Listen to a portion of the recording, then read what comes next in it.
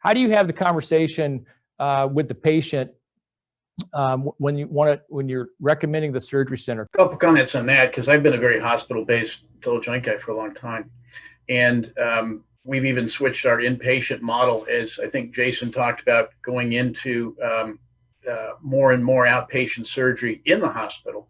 You know, it's getting a comfort and for getting total joint surgeons comfortable with that.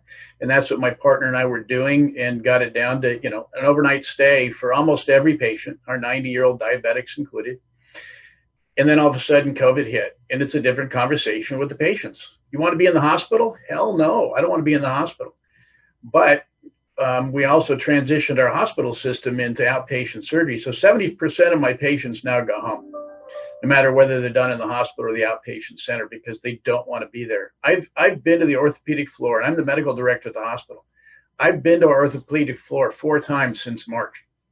I don't go up there. I don't want to be there. And I tell my patients that, and I'm totally freaking serious, even though because we've had COVID patients in the hospital at a high rate for a long time.